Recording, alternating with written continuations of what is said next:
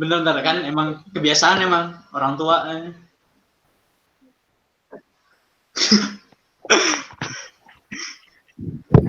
Udah.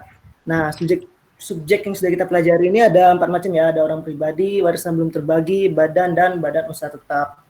Nah, untuk orang pribadi dan warisan belum terbagi ini kan sudah dibahas ya di materi sebelum UTS. Nah, kita fokusnya di sini ke subjek pajak badan. Nah, badan ini ada dua macam, yaitu badan publik dan badan keperdataan. Nah, untuk badan publik ini seperti pemerintah ya, negara, provinsi, kabupaten, kota, dan lain-lain, dan merupakan bukan subjek pajak. Nah, sedangkan untuk badan keperdataan, nah ini yang disebut sebagai subjek pajak yang dibahas dalam subjek pajak badan. Nah, badan keperdataannya ada 2 macam, badan hukum dan bukan badan hukum. Apa sih perbedaannya? Ya, perbedaannya kalau badan hukum itu sudah disahkan di Paniteraan Pengadilan Negara dan juga sudah diakui oleh Kemenkumham, Kemenkumdang. Kalau bukan badan hukum berarti belum disahkan dan belum diakui. Ya, contohnya banyak ya, sudah dipelajari sebelumnya, ada perkumpulan, organisasi, yayasan, lembaga, koperasi, persekutuan, firma, TV, perseroan terbatas, BUMN atau BUMD. Nah, badan keperdataan di sini badan keperdataan ini subjek pajak badan.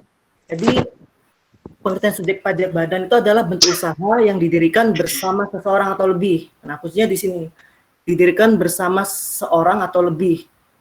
Nah, kalau dia didirikan oleh satu orang, itu disebut sebagai subjek pajak orang pribadi. Kalau subjek pajak badan itu didirikan bersama orang lain atau 2 orang atau lebih gitu. Itu mempunyai tujuan yang sama. Badan keperdataan ini ada 2 jenisnya, ada badan dari kumpulan orang dan badan dari kumpulan modal. Kalau dari kumpulan orang contohnya partnership, kalau modal ya seperti perusahaan terbatas yang terdiri dari saham-saham gitulah. Perbedaannya sih ya jelas ya, kalau dari orang-orang, kalau kumpulan orang, kalau seandainya mengalami kerugian, ya yang nanggung kerugiannya itu sampai ke harta pribadi orang-orang tersebut. Kalau dari modal ya kerugiannya cuma dari modal-modal yang disetorkan gitu. Secara ringkas, subjek pajak badan ini dibagi menjadi 3. Subjek pajak dalam negeri, subjek pajak luar negeri, dan bukan subjek pajak.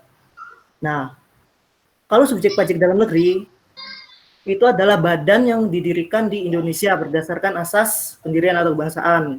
Yang kedua, bertempat kedudukan di Indonesia.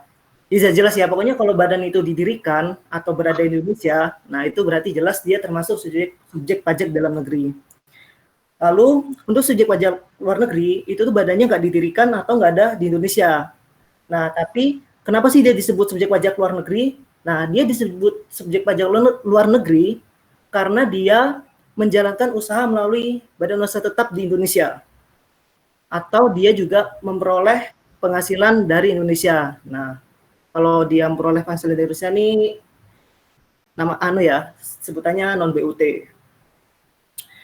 Nah, dan untuk bukan subjek pajak, nah ini dari PPT aku ngambil ada 3 ya, ada 3 macam, badan pemerintah, kantor perwakilan negara asing, dan organisasi internasional, dengan syarat Indonesia menjadi anggota organisasi, dan kedua tidak menjalankan usaha untuk memperoleh penghasilan. Dari garis besar itu ya, perbedaan antara pajak luar negeri dan bukan subjek pajak. Nah, kemudian kita kalau badan dalam negeri sudah jelas lah ya. Kita ke bentuk usaha tetap. Nah, jadi bentuk usaha tetap ini dapat dipergunakan oleh orang pribadi dan badan. Perlu diketahui bahwa bentuk usaha tetap ini nggak selalu terfokus ke badan ya, tapi dia juga bisa digunakan oleh orang pribadi. Statusnya kalau orang pribadi atau badan yang menggunakan BUT, dia disebut sebagai subjek pajak luar negeri. Bedanya apa sih antara orang pribadi dengan badan? Kalau orang pribadi, dia itu tidak bertempat tinggal di Indonesia, atau dia mungkin ada di Indonesia tapi tidak lebih dari 183 hari dalam jangka waktu 12 bulan. Apakah dihitungnya itu harus turut-turut? Tidak. Jadi kalau dia dalam jangka waktu 12 bulan, dia berada, ya mungkin bulan April ada 30 hari, kemudian nanti di bulan Oktober 60 hari, dan sampai Desember nanti dia melebihi 183 hari. Nah, di situ dia bukan lagi subjek pajak luar negeri, tapi subjek pajak dalam negeri. Mantap. Nah, untuk badan, ya badan ini tidak didirikan dan tidak bertempat kedudukan di Indonesia. Nah, perwujudan BUT ini bisa dilihat ya, di PPT ada banyak macamnya. Ada melalui BUT fisik, BUT proyek, jasa, agen, asuransi, atau melalui e-commerce.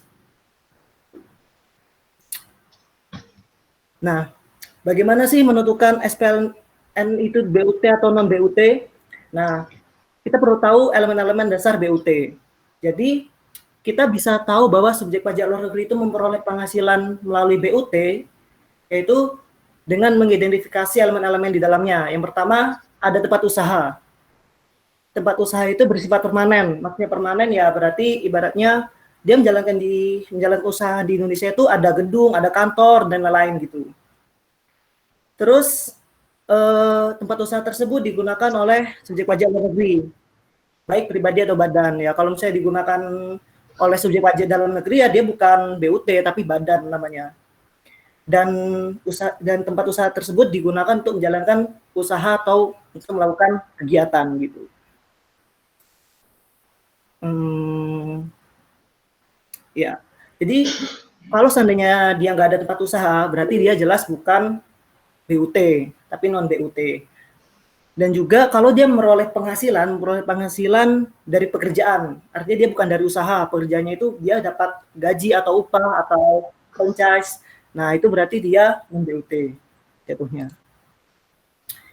Lanjut. Yan. What? Tadi yang apa tuh yang 1-2 deh, coba lihat yang 1-2 elemen 1-2 deh. Iya, kenapa? Itu berarti itu di luar kan, nggak boleh di Indonesia kan tempat usaha sama sifat permanennya? Enggak, ini di Indonesia. Oh justru di Indonesia?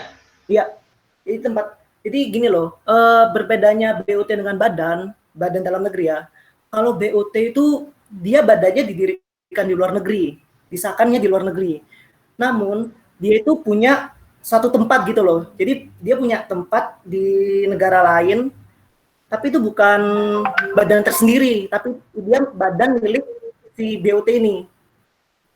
Gitu. Cabang? Ya, ibaratnya seperti cabang gitu. Oh, oke. Lanjut. Kalau misalnya dia didirikan di dalam negeri itu disebut badan. Badan, ya, SPDN, ya. Benar.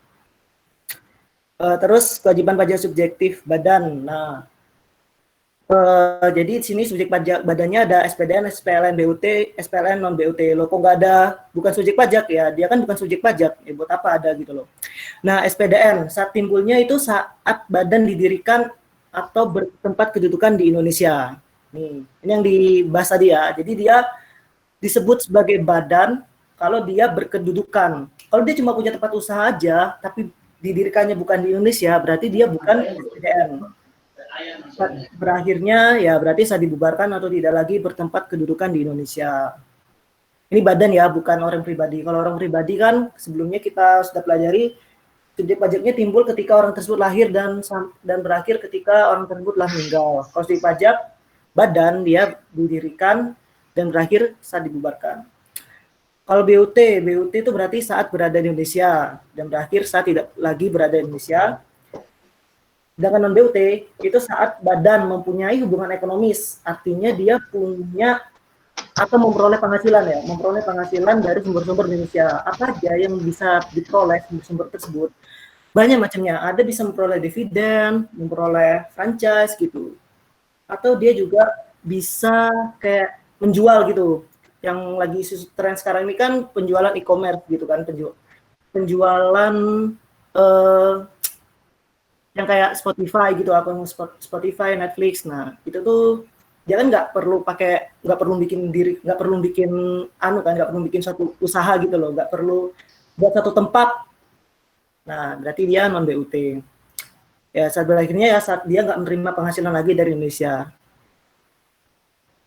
Nah, ini mungkin bisa kita revisual sedikit. PT Santoloyo bertempat kedudukan di Singapura. Nah, di sini kita bisa identifikasi. Sebenarnya ini bisa SPDN, bisa juga SPLN, bisa juga bukan SP. Kenapa? Karena bahasa PT itu kan cuma ada di Indonesia gitu kan. Nah, jadi bisa aja di Singapura ini merupakan cabang dari PT Sutoloyo. Nah, dia bisa sebut SPDN. Tapi kita nggak usah pakai asumsi gitu deh. Kita lihat aja langsung. Dia kan badannya berada di Singapura. Nah, karena dia tempat kedudukan di Singapura, dia kan berarti nggak di Indonesia. Berarti dia tereliminasi dari SPDN. Yo. Apakah dia SPLN atau bukan SP? Nah, kita ada lagi. Dia kedudukan di Singapura memperoleh penghasilan dari Indonesia apa enggak? Kalau misalnya dia nggak menerima dari Indonesia, berarti dia bukan SP. Kalau dia menerima dari Indonesia, berarti SPLN. Jadi jawabannya SP. Bukan SP maksudnya. Ya kalau ada koreksi langsung salah aja guys. Coca-Cola Ltd didirikan di USA. Nah, ini juga sama ya, bukan SP ya. Karena dia nggak didirikan di Indonesia dan dia juga nggak meroleh penghasilan di Indonesia. Contohnya PT Coca-Cola. PT Coca-Cola ini kan ya kayak gue bilang ya bahasanya PT, berarti PT itu kan bahasa PT itu kan cuma ada di Indonesia gitu kan. Nah, Berarti SPDN. SPDN bisa jadi SPDN, tapi karena nggak ada keterangan lain kita asumsiin aja dia didirikan di Indonesia gitu. Jadi SPDN. Citibank cabang Jakarta nih baca PPT ya. Citibank. Nah, Citibank cabang Jakarta adalah salah satu cabang Citibank Ltd yang didirikan di USA. Tentukan status titik pajak untuk Citibank di Jakarta. Nah, Citibank ini kan karena cabang, aku anggapnya sih sebagai BUT. Karena karena perusahaan Citibank Ltd-nya itu sendiri didirikan di USA, bukan di Indonesia. Berarti dia jelas bukan subjek pajak dalam negeri. Nah, jadi jatuhnya dia ke SPLN. Selanjutnya, Citibank Ltd yang didirikan di USA mendirikan satu perusahaan di Indonesia dengan nama PT Citibank.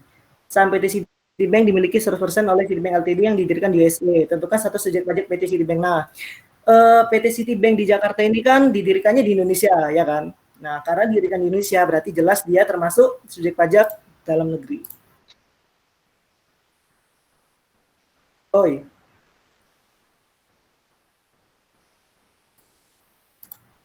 Kita ditunggu.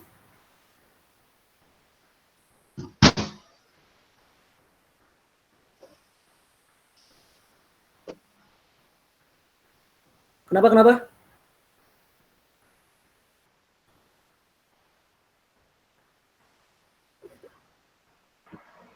Mau tanya kayaknya saya kemarin belum jelas. Kalau misal PTX didirikan di Indonesia tapi bertempat kedudukan di Malaysia, terus penghasilan brutonya ada yang dari Indonesia tapi minoritas. Nah, untuk penghasilan dari Indonesia ini PTX sebagai SPLDM.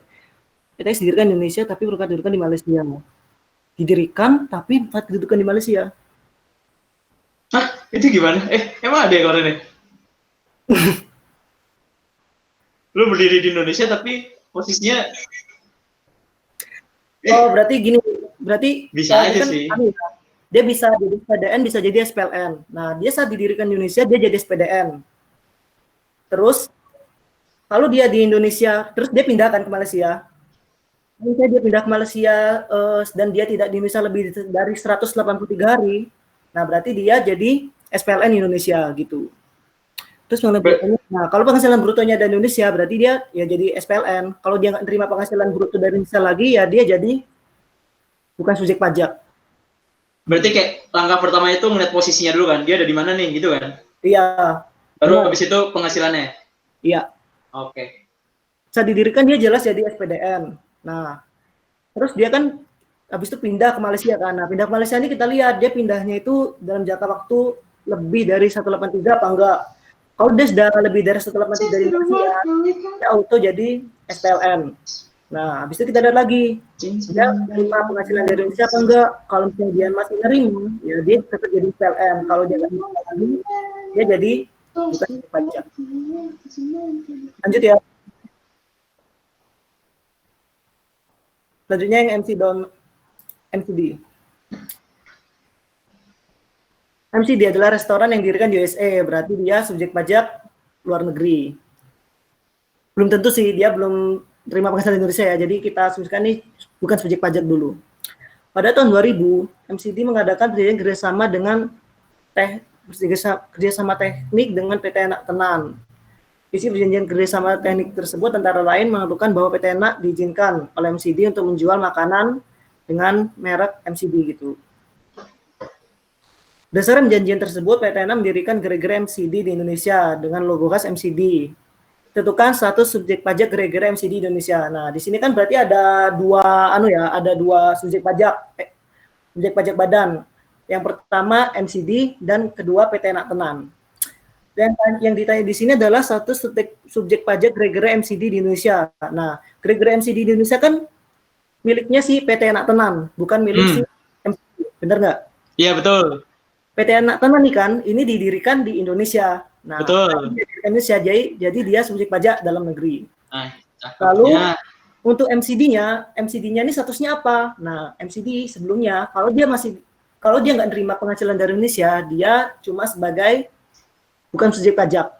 Nah, karena dia mengadakan perjanjian dari perjanjian ini pasti dia menerima pendapatan dan pasti dia menerima komisi lah bahasanya gitu. Berupa apa? Berupa franchise revenue dari PT Enak Tenan. Nah, saat itu MCD bakal berubah status menjadi subjek pajak luar negeri. Tapi dia non PUT. Jadi kalau misalnya ini yang ditanyakan kan PT Enak gerai-gerainya berarti dia subjek pajak dalam negeri. Selanjutnya, perguruan tinggi negeri, badan hukum. Nah, badan hukum kan dia termasuk subjek pajak ya. Betul. Jadi ini jelas subjek pajak dalam negeri karena UGM kan di Indonesia, UI di Indonesia gitu. PKN didirikan di mana? Dia didirikan di Indonesia. Tapi apakah dia subjek pajak dalam negeri? Tidak. Karena di sini kita lihat lagi ya di PPT bahwa badan yang didirikan kecuali badan pemerintah. Nah, jadi dia PKN ini kan termasuk badan pemerintah. Alasannya adalah pembiayanya itu bersumber dari APBN atau BBD. Nah, dia tersebut non subjek pajak. Gratis emang dasar.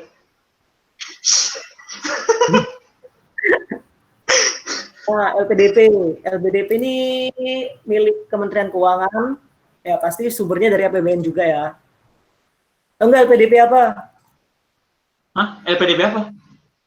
Ya. Beasiswa kan? Ya. RRI ini dia bukan subjek pajak karena tadi aku cari di Google. Dia ada sumber pembiayaan dari APBN. Jadi dia BUMN berarti ya dia, RRI ya?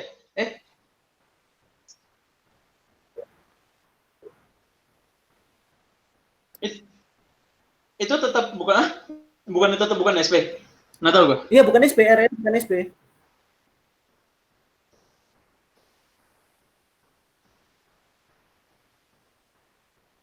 Nah, kalau itu tadi masih ya, itu yang kayak gitu TVRI itu. Jadi TVRI itu dia dapat dari iklan, tapi dia juga dapat pembiayaan dari APBN.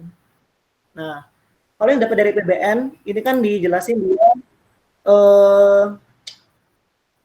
ini nggak tahu ya pembiayaan ini apakah full dari APBN? Iya, kalau menurut gue itu yang bukan SP kalau yang full deh. Nah, kalau full SP dong. Oh iya, kalau full bukan SP memang iya benar. Iya, makanya kayak kalau separuh-separuh kayak SPDN aja dah. Iya, kalau separuh menurut SPDN juga gitu.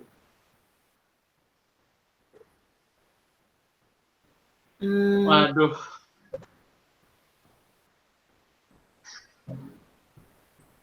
Emang kalau di LK pemerintah gitu ada penerimaan dari BUMN ya? Masuk BUMN dia ya? Nggak tahu ya kalau proporsinya gimana. Cari dulu Tapi gini deh, mungkin kayaknya ya, mungkin yang dimaksud bukan subjek pajak itu kalau misalnya dia pemerintah gitu. Iya, bukan 100% juga sih, ibaratnya kalau dia milik pemerintah gitu loh. Maksudnya kayak apa ya, kalau misalnya dia sudah sahamnya lebih banyak milik pemerintah gitu loh. Nah, itu mungkin termasuk bukan subjek pajak. Nah, tapi kalau misalnya dia kayak sudah lembaga lepas, dia sudah dapat penghasilan, tapi kayak nggak masuk akal sih ya. Harusnya nggak adil juga. Harusnya dia kalau dapat sumber pembiayaan dari lain-lain, harusnya dia dikenakan, harusnya dia langsung jadi subjek pajak dalam negeri, menurutku gitu sih. Kan nggak mungkin separuh-separuh gitu, nggak mungkin kan? Nggak mungkin dong. Mungkin Iya, mungkin. itu TVRI separuh-separuh. Bukan, maksudnya pajaknya. Jadi yang itu aja yang dipajakin, yang dari luar. Iya, Kan kayak gitu, nggak mungkin kan? Enggak. Jadi mungkin dia subjek pajak dalam negeri, tapi penghasilannya dikeluarkan tuh, penghasilan atau pembiayaan dari pemerintah tuh dikeluarkan dari penghasilan brutnya. Nah, menurutku gitu.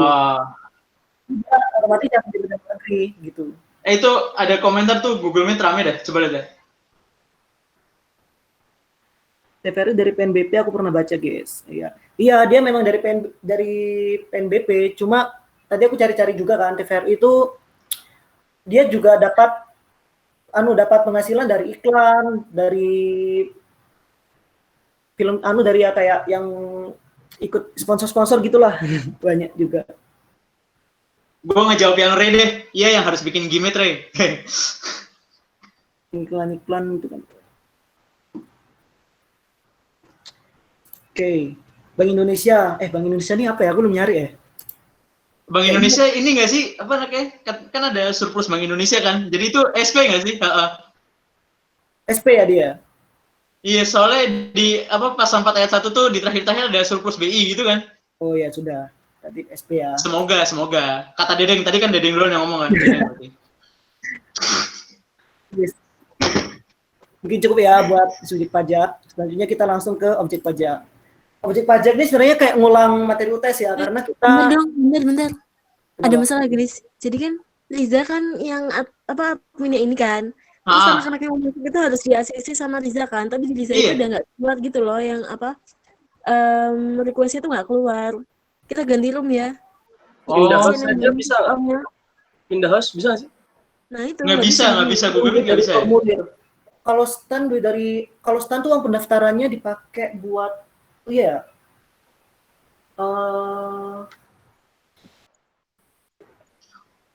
tapi kan ini apa namanya? Iya, dia kan bukan tujuan buat komersial ya. Tapi kan formulir pendaftaran itu nanti jadi pendapatan stand kan, jadi itu masuk ke pendapatan negara juga. Ya nggak sih? Benar sih, benar. Oh ya. Kalau stand kan sudah jelas ya, dia milik pemerintah, ya berarti otomatis dia mau pendapatannya juga termasuk pendapatan negara, menurutku gitu. Jadi ini pindah room nih. Kenapa? Ray? Iya, pindah room ya. Habis ini di kelas dulu, habis ini aku bikinin gimmick lagi baru. Sudah. Ya. Sorry kepotong ya, sorry, maaf. Tadi udah selesai belum, Yan? Oke, sudah. Karena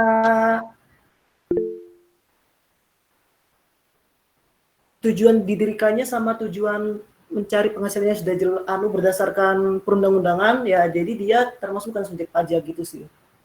Aku gitu. Terima kasih juga Pak Anes. Terima kasih Ryan. Gue diem padahal. Sih merendah untuk meroket banget yang di chat siapa bahasa.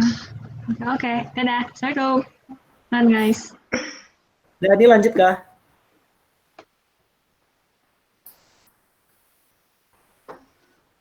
Ya nanti kalau ada yang kurang jelas tanyakan aja ya. Ya. Sudah. Kalau PT Telkom BUMN SPDN kan. PT Telkom BUMN SPDN. PT Telkom itu BUMN ya?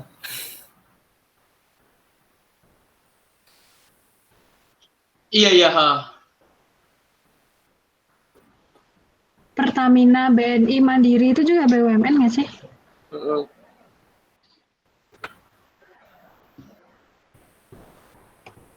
BUMN itu.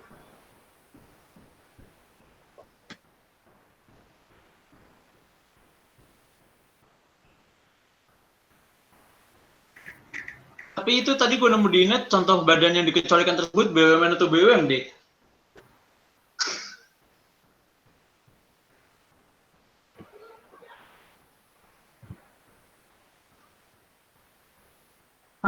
Itu siapa? Iya, siapa anjing ini? Enggak, Cil. Kalau misalnya BUMN dia termasuk bukan subjek pajak. Iya, BUMN itu bukan subjek pajak berarti. BUMN itu bukan subjek pajak. Cuma BUMN buat penghasilan, jelas. Karena dia tujuannya buat cari laba kan, tapi labanya itu bukan buat apa sih bahasanya? Iya, bukan buat memperkaya sih bahasanya gitu.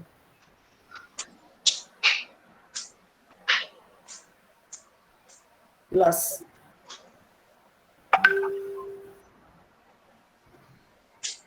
Oke, lanjut ya.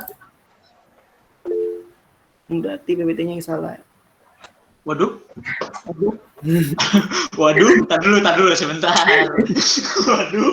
Ya, sambil oke, nanti disimpan dulu ya. Ram, cari Ram. Ya, ini cari. Oke, kita lanjut ke review objek pajak dulu. Oke, untuk objek pajak. Jadi objek pajak ini kaitannya sama penghasilan ya. Jadi ada konsep penghasilan dalam arti luas dan konsep penghasilan dalam perpajakan. Kalau dalam arti luas, itu merupakan setiap tambahan kemampuan ekonomis diterima atau diperoleh wajib pajak, baik yang berasal dari Indonesia maupun dari Siapa lagi? dapat dipakai untuk konsumsi atau untuk menambah kekayaan dengan aman dan dalam bentuk apapun. Jadi intinya penghasilan itu setiap tambahan kemampuan ekonomis, baik berupa bentuk apapun ya, yang bisa dipakai untuk konsumsi atau untuk menambah kekayaan. Nah, sedangkan dalam perpajakan penghasilan itu ada dua, dibagi menjadi dua. Ada yang disebut penghasilan objek pajak dan bukan objek pajak. Untuk objek pajak itu tuh dibagi menjadi dua lagi, diperhitungkan di akhir tahun, ya kita singkat atau biasa kita kenal sebagai PAT, dan yang terakhir bersifat final. Dan untuk bukan objek pajak, ya biasa kita singkat jadi BOP. Untuk PAT ini dikenakan pajak dengan tarif umum PPh pasal 17. Yang untuk final dan BOP dia tidak dikenakan pajak dengan tarif umum, sehingga untuk menghitung PAT, penghasilan final dan BOP yang untuk menghitung penghasilan akhir tahun, penghasilan kita itu harus dikeluarkan, penghasilan final dan BOP itu harus dikeluarkan dari penghasilan kita, sehingga di akhir tahun itu cuma penghasilan PAT. Nah, mungkin cara singkat ya, kalau bukan objek pajak, sini bukan objek pajak tuh aku beberapa contoh bantuan atau sumbangan dan harta ibahan. Bantuan atau sumbangan itu yang diterima oleh badan amil zakat atau lembaga. Kalau badan amil zakat tuh sudah jelas ya, itu dibentuk oleh pemerintah. Namun ada juga lembaga mungkin ada lembaga amil zakat yang lain ya, yang itu tuh yang bisa menjadi bukan objek pajak tuh buat lembaga amil zakat yang dibentuk oleh pemerintah. Kalau misalnya lembaga amil zakatnya nggak dibentuk oleh pemerintah, ya dia berarti bukan objek pajak. Bantuan atau sumbangannya itu bukan objek pajak. Berarti bantuan atau sumbangannya itu objek pajak kalau seandainya dia tidak disahkan pemerintah. Untuk harta ibahan, ya dia menjadi bukan objek pajak kalau diterima oleh keluarga saudara dalam garis keturunan lurus 1 derajat. Ya artinya ibaratnya kayak antara ayah ke anak atau anak ke ibu gitu. Kalau misalnya dari keponakan ke paman, nah itu bukan garis lurus. Berarti itu termasuk objek pajak. Yan, sorry. What? Tadi yang bedanya yang penerima zakat apa tadi? Aduh, PPT. Penerima zakat yang berhak sama lembaga itu apa? Bedanya apa? Diterima oleh penerima zakat yang berhak. Ya, kalau gini loh. Bedanya ya kalau misalnya badan atau lembaga nih ibaratnya kayak perantara gitu loh. Kalau penerima zakat yang berhak tuh orang yang langsung gitu. Misalnya ya kayak orang miskin yang terima zakat. Nah, orang miskin menerima sumbangan. Nah, orang miskinnya itu menerima sumbangannya itu berupa bukan objek pajak gitu loh. Maksud gini. Oh. Jadi penerima zakat yang berat ini kan ada banyak macamnya ya, ada orang miskin, fakir, dan lain-lain gitu kan. Nah, ini kalau misalnya si orang miskin ini yang miskin ini terima zakat, ya berarti sumbangan tersebut tuh bukan objek pajak gitu. Oke. Kalau misalnya yang terima, misalnya aku ngasih ke kamu nih, aku ngasih kamu sumbangan. Nah, itu tuh itu penerima zakat yang berhak ya. Karena kamu nggak berhak menerima zakat gitu loh. Kamu nggak berhak menerima zakat karena kamu itu golongan orang miskin atau fakir gitu. Biasanya gitu deh gitu. Jadi sebenarnya yang menerima zakat tuh dia sumbangan tersebut bukan jadi tergolong bukan objek pajak gitu. Oke, cakep. Tidak berhak. Nah, berarti dia jadi objek pajak. Untuk harta ibahan tadi sudah jelas ya, diterima. Nah, yang jelas inti dari bantuan atau sumbangan dan harta ibahan dia itu pemberiannya sepanjang tidak ada hubungan dengan usaha, pekerjaan, kepemilikan atau penguasaan. Terlepas dari yang merah ini, nah berarti dia jadi objek pajak gitu. Kemudian hal penting lainnya bukan objek pajak nih natura. Nah, jadi natura ini bukan objek pajak kecuali kalau natura itu, kecuali yang ngasih natura itu adalah bukan wajib pajak yang dikenakan final, dan wajib pajak yang digunakan norma perhitungan khusus. Nah, jadi misalnya nih, kalau misalnya satu perusahaan tuh subjek pajak. Kalau perusahaan yang subjek pajak itu memberikan natura, itu bukan objek pajak. Jelas? Perusahaan apapun. Kalau dia merupakan subjek pajak, berarti itu naturanya itu bukan objek pajak. Tetapi kalau perusahaan tersebut itu bukan wajib pajak, contohnya organisasi internasional ya, atau diplomat, ya pokoknya organisasi internasional deh, lupa contohnya apa aja. Kalau yang ngasih organisasi internasional, berarti naturanya itu merupakan objek pajak. Gitu. Terus juga kalau misalnya dalam perusahaan jasa konstruksi, bosnya nih ngasih natura ke karyawannya. Nah, itu merupakan objek pajak juga. Gitu. Bukan BOP ya, tapi objek pajak. Kalau yang ngasih itu wajib pajak yang dikenakan PPh final. Itu juga yang dikenakan norma perhitungan usul ya, norma perhitungan khusus. Misalnya ya pemilik usaha dengan omset di bawah 4,8 M gitu. Sebenarnya ada ilustrasinya tuh di BPT.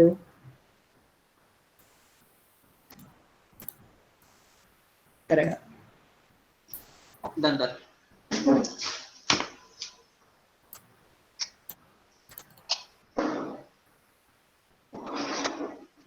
Nah, jadi untuk menentukan apakah natura itu termasuk objek pajak apa enggak, kita bisa lihat dulu siapa. Apakah pemberi natura itu adalah pemerintah? Kalau yang memberi natura itu pemerintah, berarti bukan objek pajak. Nah, kalau bukan, kita lihat yang memberi natura itu subjek pajak apa enggak. Kalau misalnya dia bukan subjek pajak, berarti natura itu merupakan objek pajak. Kalau yang memberi itu subjek pajak, kita lihat lagi. Apakah yang memberi natura itu dikenakan PPh final? Ya, jadi subjek pajak tuh bisa dikenakan final atau dia nggak dikenakan final. Kalau misalnya subjek pajak dikenakan final, misalnya itu perusahaan jasa konstruksi, ya berarti natura itu jadi objek pajak.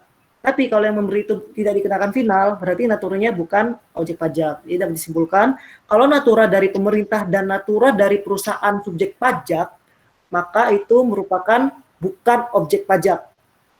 Sedangkan natura akan menjadi objek pajak ketika yang memberi adalah dia bukan subjek pajak yang dikenakan final, dan subjek pajak yang menggunakan norma perhitungan khusus. Gitu. Nah, yang terakhir, ini yang penting aja ya aku sampaikan. Dividen yang diterima dari pernyataan modal badan usaha yang berkedudukan di Indonesia. Jadi, dividen ini bukan objek pajak kalau yang nerima itu melakukan penyertaan modal badan di Indonesia. Ya kalau misalnya dia di luar negara, ya dia dikenakan pajak sesuai yang berlaku di luar negeri, bukan di Indonesia. Tapi kalau yang di Indonesia, ya dia dividen tersebut bisa menjadi bukan BOP dengan syarat si yang melakukan penyertaan modal itu punya kepemilikan saham lebih dari sama dengan 25%. Artinya kalau dia punya sedikit saja atau paling kecil 25% saham, ya berarti dia sudah dividen tersebut bukan objek pajak. Mungkin bisa lihat di ilustrasi sini deh. Nah, kita lihat dividen. Ada pemegang saham ya. Pemegang sahamnya itu kalau pemegang saham operasi, dia jelas bukan objek pajak. Nah, kemudian untuk pemegang saham perseroan terbatas yang punya kepemilikan saham 25% atau lebih, nah ini yang disebut bukan objek pajak. Sedangkan apabila pemegang saham cuma punya kepemilikan saham kurang dari 25%, nah ini jadi objek pajak. Gitu. Ya, mungkin yang sering muncul emang bagian sini sih, perhatiin yang kepemilikan sahamnya, apakah dia 25% apa enggak. Oh ya, dan terus dividen ini berlaku buat misalnya yang melakukan penyertaan modal tuh PT, BUMN atau BUMD. Kalau misalnya yang melakukan penyertaan modal tuh orang pribadi, ini nggak berlaku. Dividennya menjadi final kalau orang pribadi. C juga. Dividen yang diterima oleh orang pribadi itu bersifat final. Entah dia kurang dari 25% atau lebih dari 25% itu bersifat final. Nah, nih wajib pajak. Pokoknya kalau dividen yang terima dividen wajib OP, wajib pajak OP orang pribadi, dia bersifat final. Nah, untuk objek pajak final banyak ya. Ada dia undian, bunga deposito. Tapi yang sering muncul memang ini sih, bunga tabungan, bunga deposito. Kemarin di koreksi fiskal muncul sewa tanah dan bangunan. Nah, ini juga sering muncul nih, harus perhatiin. Sewa tanah, pendapatan sewa tanah bagi badan usaha tuh bukan, maksudnya pendapatan sewa itu termasuk sewa tanah bangunan atau sewa harta bergerak. Kalau sewa tanah dan bangunan berarti final harus dikeluarkan dari penghasilan itu. Dikeluarkan dari penghasilan bruto. Usaha jasa konstruksi juga bersifat final. Ya mungkin gitu sih kilas tentang objek pajak, karena kalau dibahas secara detail banyak banget review terkait review objek pajak. Mau tanya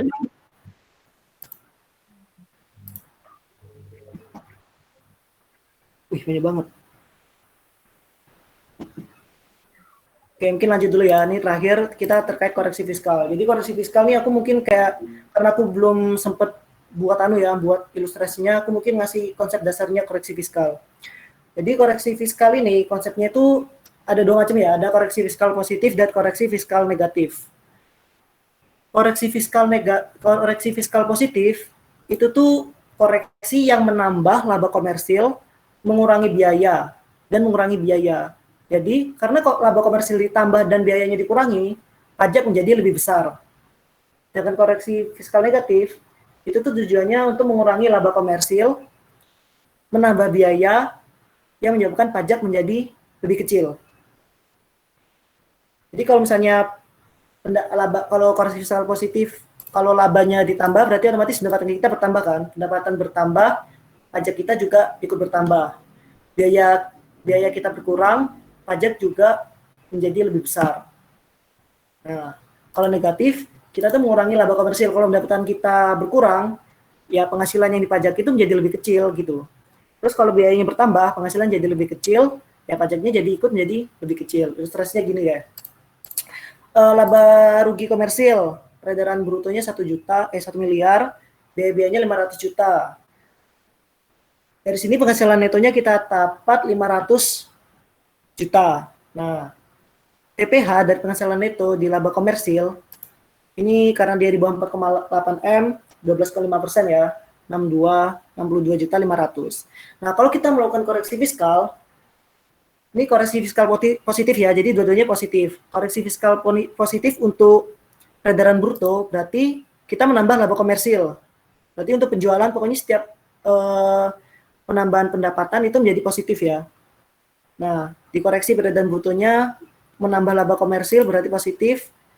1 miliar tambah 150 juta, laba rugi fiskalnya menjadi 1 juta 150 miliar. 1, gitu deh, 1 miliar 150 juta. Dan untuk biaya-biayanya ini juga mengalami koreksi fiskal positif karena biayanya ini dikurangin. Dari 500 juta dikurang 250 juta menjadi 250 juta. Sehingga di sini kita lihat laba rugi fiskal menjadi lebih besar penghasilan netonya daripada penghasilan di laba rugi komersil sebagai akibat koreksi fiskal positif. Nah, lalu saat kita mencari PPh-nya kan berdasarkan penghasilan neto. Ini kita abaikan ya, kita abaikan penghasilan neto luar negeri. Jadi ini kayak ilustrasi biasa aja. Penghasilan, jadi PPh terutangnya sebesar 112,500 ribu. Nah, kita bisa lihat akibat koreksi fiskal positif yang dimana menambah penjualan dan mengurangi biaya, menambah laba komersil dan mengurangi biaya, itu menghasilkan pajak yang lebih besar. Karena ketika penghasilan kita bertambah dan biaya-biaya kita dikurangi, itu menyebabkan penghasilan neto kita menjadi lebih besar dari penghasilan neto di laba komersil. Ini bisa dilihat ya, penghasilan itu di laba rugi fiskal menjadi 900 juta dan laba rugi di komersil 500 juta. Dari sebelumnya di laba rugi komersil 500 juta. Nah, cara ngitung koreksi fiskalnya ya berarti karena biasanya kan kita kalau di PPT kan kita lihat ya, PPT kemarin itu kita cuma dikasih tahu bahwa sekian loh penyelesaian fiskalnya gitu. Nah, sedangkan kalau secara prakteknya kita tuh ngitung secara manual dari peredaran brutonya, dari biaya-biayanya yang harus dikeluarkan, biaya-biaya yang nggak boleh dikurangkan gitu, kayak itu sendiri-sendiri. Nah, di sini kita dapat penyelesaian fiskal, ini kita sebut penyelesaian fiskal ya. Penyelesaian fiskal positif sebesar 400 juta didapat dari peredaran bruto, koreksi fiskal pada peredaran bruto dikurang oleh koreksi fiskal biaya-biaya. Kok dikurang sih? Ya karena kita dapat penghasilan neto dengan mengurangkan peredaran bruto dengan biaya-biaya. Sehingga koreksi fiskal yang berada di peredaran bruto dikurangkan dengan koreksi fiskal pada biaya-biaya gitu. Cakep. Dapat koreksi fiskal sebesar 400 juta. Nah, jadi 500 juta tambah 400 juta jadi 500 juta ditambah koreksi fiskal 400 juta menjadi 900 juta. Nah, biasanya kalau sebelumnya itu kita cuma diajarin ya segini doang, kita langsung diketahui nih koreksi fiskalnya sekian, padahal dapatnya koreksi fiskal di sini ya dari koreksi fiskal di masing-masing item peredaran bruto dan biaya-biaya. Nah, itu positif ya. Sedangkan untuk negatif, nah negatif ini kebalikannya. Koreksi fiskal negatif ini mengurangi laba komersil, menambah biaya. Nah, jadi peredaran bruto sebelumnya kan 1 miliar. Ada koreksi fiskal negatif, berarti koreksi fiskal negatif yang terjadi pada peredaran bruto itu berarti mengurangi laba komersil. Nah, 150 dikurang 150 juta, jadi peredaran brutonya jadi 850 juta. Dan itu biaya-biayanya mengalami koreksi fiskal negatif. Kalau koreksi fiskal negatif pada biaya, berarti itu menandakan biaya kita bertambah gitu dari seharusnya. Nah, 500 juta ditambah 250 juta, laba rugi fiskal kita menjadi 750 juta. Nah, bisa kita lihat ya, kalau koreksi fiskal negatif itu menyebabkan laba rugi fiskal kita menjadi lebih kecil. Jadi lebih kecil karena laba rugi komersil dikurangi koreksi fiskal, ya lalu dikurangin, berarti otomatis laba rugi kita menjadi lebih kecil, dan laba rugi fiskal menjadi lebih kecil daripada laba rugi komersil. Ini laba rugi komersil kita, laba rugi fiskal 100 juta. Kita lihat, ini juga berpengaruh pada pajaknya. Pajaknya menjadi lebih kecil juga gitu loh. Jadi 12.500.000. Ini juga sama seperti di atas ya. Gimana sih cara nyari koreksi fiskal secara total? Ya berarti koreksi fiskal terkait laba komersil dikurangi koreksi fiskal terkait biaya-biaya. Nah, jadi negatif 150 juta dikurang 250 juta dapat tulisan koreksi fiskal negatif 400 juta gitu. Ya mungkin gitu. Jelas ada yang mau ditanyakan? Yan, jadi kan kalau misalnya di laporan keuangan komersil sama laporan keuangan yang fiskal itu kayak beda gitu kan? Sebenarnya ya laba kita tuh gitu aja, tapi yang diakuin sama fiskal itu beda gitu, ya nggak sih? Iya, benar. Jadi lebih untung kalau misalnya kita ada koreksi fiskal negatif dong. Lebih untung kalau koreksi, iya benar, kalau koreksi fiskal negatif ya kita lebih untung karena kita bayar pajak lebih kecil gitu loh. Tapi koreksi fiskal negatif tuh dikit banget ketentuannya. Lebih banyak tuh koreksi fiskal positif menurutku. Iya sih, negara nggak mau rugi. Karena bedanya ya, kalau koreksi fiskal negatif nih terjadi akibat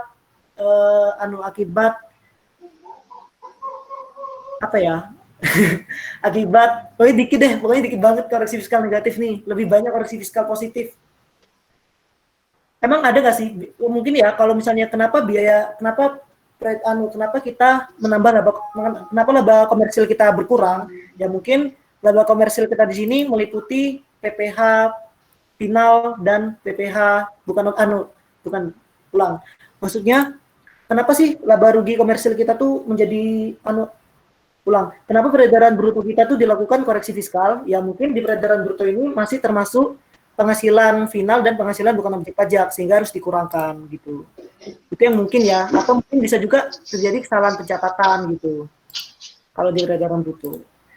Kalau di biaya-biaya ya biasanya ini kesalahan maksudnya perbedaan antara melakukan depresiasi. Kalau yang jelas lebih banyak resi fiskal positif sih. Bingung juga kalau ngasih contohnya karena kalau nggak praktik langsung tuh susah gitu. Mungkin bisa aku kasih ilustrasi sedikit deh terkait koreksi fiskal ya.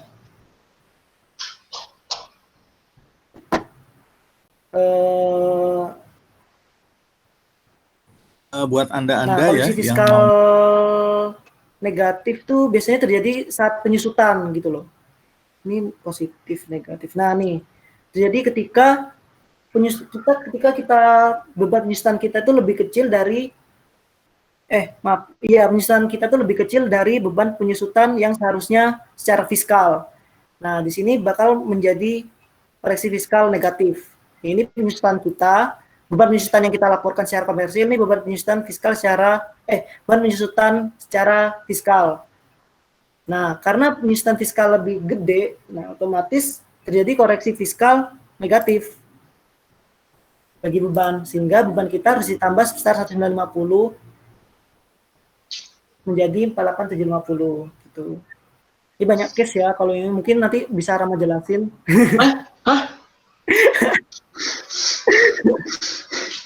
Koreksi fiskal lu nggak sih, Ram?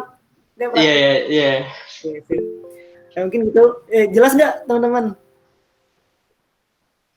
Jelas banget. Tahu, Ram? Banget, Ram. Ya, gitu. Karena emang kalian tuh harus benar-benar ya harus bisa bedain mana koreksi fiskal positif sama negatif. Kalau positif, itu berarti kita tuh kalau koreksi fiskal positif tuh laba komersil kita tuh ditambah, biaya kita dikurangin. Nah, kalau negatif itu tuh koreksi yang menyebabkan penghasilan kita itu berkurang dan biaya-biaya kita bertambah. Itu ada yang mau nanya tuh, Ray. Kok Ray? Zain. Iya, Ryan ada yang mau nanya itu si siapa tuh? Muafri. Nah itu. Muafri. Fiskal garis lurus persentase dikaliin sama harga perolehan atau harga. Kalau depresi fiskal garis lurus persentase dikaliin sama harga perolehan atau harga perolehan dikurangi. Oh ya, kalau garis lurus ya kalau ada nilai residu berarti dikurangi nilai residu dulu. Nah, kalau misalnya dia nggak ada nilai residu ya berarti langsung ke harga perolehan. Tapi untuk saldo menurun, kalau saldo menurun kita mestinya nggak perlu dikurangi nilai residu. Kalau saldo menurun. Jadi ya gitu deh. Kalau saldo menurun kita langsung kaliin ke perolehannya. Tapi untuk penyusutan selanjutnya ya kita harus menghitung saldo buku. Saldo buku aset tersebut. Contohnya mana ya saldo menurun? Ini saldo menurun. Nah, di sini kan diketahui ya nilai residu harga perolehan mobil 260 juta, nilai residu 10% 26 juta, berarti nilai yang disusutkan itu 234. Ini secara garis lurus ngitungnya ya kita 234 ini langsung dibagi 5 tahun kalau secara garis lurus. Tapi kalau dia menggunakan saldo menurun, ya kita nggak perlu kurangin residu, langsung aja. Kalau untuk penyusutan awal, kita ambil harga perolehan dikali dengan persentase penyusutan, didapat penyusutan tahun pertama sebesar 65 juta. Nah, dari sini kita dapat saldo buku sebesar 195 juta. Nah, untuk penyusutan selanjutnya di tahun 2017, kita menyusutkannya bukan mengkalikan 260 juta, bukan dengan harga perolehan, tapi kita mengkalikan dengan saldo buku. Saldo buku didapat dari mana? Saldo buku didapat dari harga perolehan dikurang akumulasi penyusutan. Nah, jadi 260 juta dikurang perolehan dikurang penyusutan dapat 195. Nah, 195 ini saldo buku ini yang kita kalikan dengan persentase penyusutan untuk menghitung penyusutan di tahun 2017 didapat 48750. Nanti untuk tahun 2017 jadi tahun 2017 kita dapat saldo bukunya 14250 didapat dari 195 dikurang 4875. Nah, ini buat 2018 ya sama, jadi saldo akhir tahun 2017 ini dikalikan persentase untuk nyari penyusutan di tahun 2018. Ini gitu sih. Kalau misalnya garis lurus, kalau tidak ada nilai residu, harus dikurangin dulu dengan nilai residu. Yan. Yuk. Kayaknya kemarin, kapan ya? Gue pernah dengar katanya nggak ada nilai sisa. Nggak, ini. Nggak ada nilai sisa? nilai sisa nggak diperhitungkan. Itu cuman saldo menurun doang atau emang semua ya? Yang sisa tuh harus dihitung sih menurutku. Secara akuntansi harus Si dihitung. Ram, Hmm. si yang kemarin itu karena saldo menurun doang atau emang semuanya? Yang nilai sisa. Kalau secara fiskal aku kurang ngerti ya, tapi kalau secara fiskal nih, kalau garis lurus secara fiskal aku nggak ngerti ya, apakah harus dikoreksi residu apa enggak. Menurutku enggak sih, kalau misalnya dia, ini kan koreksi fiskalnya ini kan dengan masa manfaat 8 tahun dan saldo menurun ya. Kalau dia koreksi fiskalnya dengan garis lurus, nah itu aku nggak tahu. Apakah dia harus dikoreksi residu apa enggak? Setauku sih enggak, Yan. Enggak ya? Berarti Ya, dia kalau untuk fiskal dia enggak menghiraukan residu sama sekali, dua-duanya. Nah, ya, berarti untuk koreksi fiskal garis lurus, ya ini nanyanya tadi apa? Ya, jadi kalau depresi fiskal garis itu kalian harus kemudian, jadi ralat ya, kalau garis lurus, kalau depresiasi fiskal dia nggak perlu dikurangi nilai residu sama kayak saldo menurun. Ya, ralat ya, Muaifi Zain. Makasih ya. Ya. Oke. Mungkin cukup sekian ya dari pemaparanku. Mungkin hanya bahas soal enggak ya? Apa? Enggak bahas soal objek.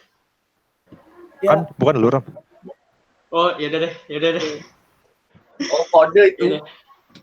Ya udah, saya istirahat dulu. Thank you, Ryan. Thank you, Yan. Bagus banget, gila. Makasih ya. Makasih Yan, bagus banget Yan. Terus istirahat dulu 5 menit ya, 5 menit. Sekalian maghrib ini marah.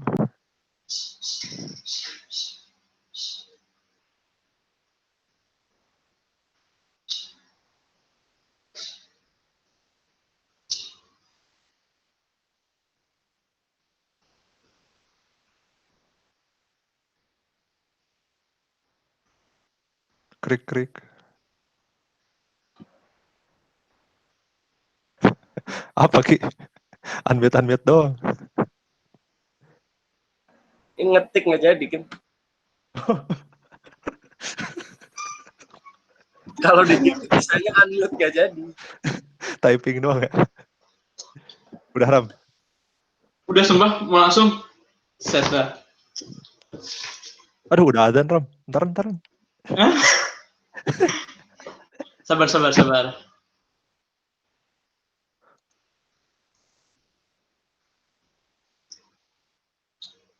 Seluruh layar ya.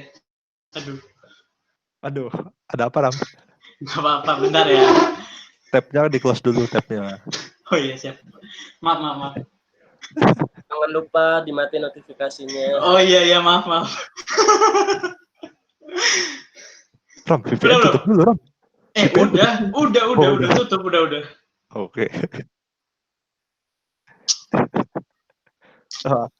Ada Anonymous. Udah belum? Udah siap? Udah ke-share belum itunya? Belum. Udah, sip. Santai aja nih, udah materi terakhir kok. Kalem ya, pelan-pelan. Ini masuk ke pertemuan 3 ya. Pertemuan 3 tuh ini. Aduh, tar dulu bentar. Mana ya pertemuan 3? Pertemuan 3 tuh astaga.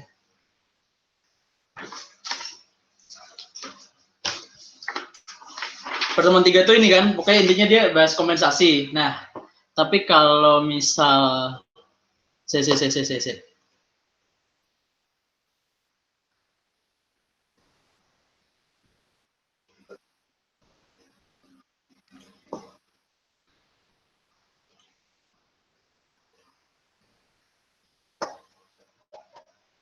Nah, ini kan pertemuan 3 slide-nya ini kan. Pertama tuh langsung dikasih tahu ini. Maksudnya ini tuh apa sih? Ini tuh nanti kita kayak mau ngisi SPT badan. Nah, jadi awal itu kan, jadi nanti tuh intinya dari SPT kan kita dapat ini nih, PPh kurang lebih atau bayar. Nah, tapi ketika untuk mendapatkan ke sini itu nanti lebih susah daripada WPOP. Pertama kita mulai dari kiri dulu, karena kita mulai dari sini dulu, penghasilan komersial si badan. Penghasilan komersial badan itu dari mana aja? Dari dalam negeri dan luar negeri. Nah, dari dalam negeri itu dari mana aja? Dari usaha dan non-usaha, gitu. Jadi harus benar-benar satu-satu nih, usaha, luar negeri, usaha, luar usaha, sama luar negeri. Nah, di sini tuh nggak dibahas final sama BOP sama sekali, jadi semuanya tuh langsung masukin aja di sini. Set, dapat penghasilan komersial. Nah, usaha-usaha ini nanti dikurangi dari biaya-biaya, jadi ini ada biaya-biaya yang mengurangi. Itu buat penghasilan komersial. Nah, ini tuh intinya secara akuntansi kan. Ini secara akuntansi. Nah, kalau ini secara pajak.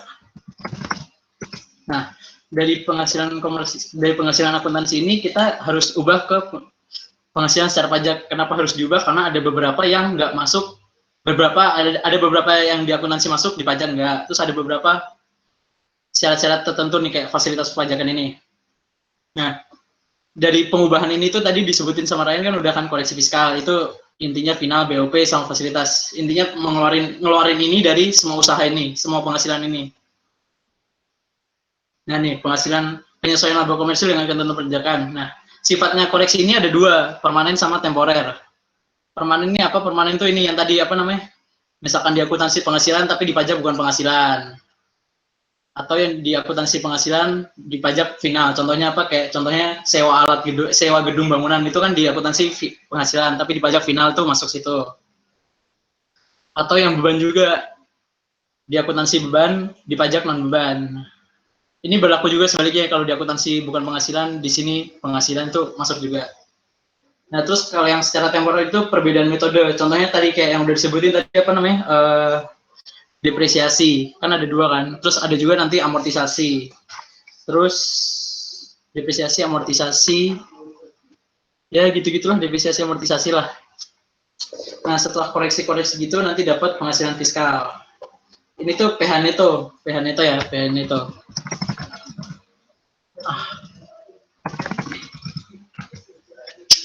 Nah nanti dikurang sama kompensasi, nanti dibahas lebih lanjut, dapat PHKP.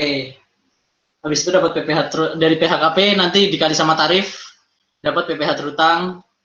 Habis dapat PPH terutang ini sih kalau udah sampai sini nih sama kayak WPOP sih prosesnya. Nah, di pertemuan ketiga ini si perpajakan 2 ini fokusnya di sini nih. Nah, kita mulai dari atas, kita mulai dari kompensasi berarti ya. Ini secara garis umumnya ada pertanyaan nggak proses misi SPT? Bukan misi sih, maksudnya kayak ya proses alur SPT gitu secara garis besar lah. Ada pertanyaan nggak? Halo? Belum. Oke, lanjut. Kita pas dari atas ya, kompensasi kerugian. Kompensasi kerugian. Dari namanya aja kompensasi kan, berarti kita tuh kayak apa ya, mentolerir adanya kerugian di sini.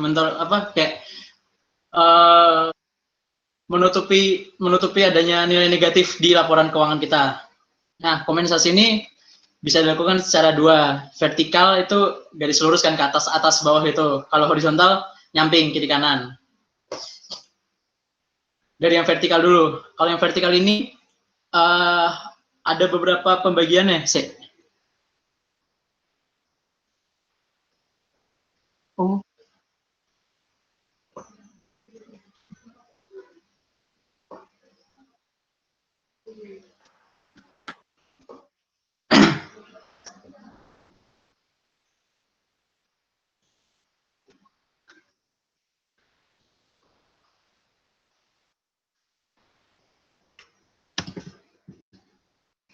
Nih.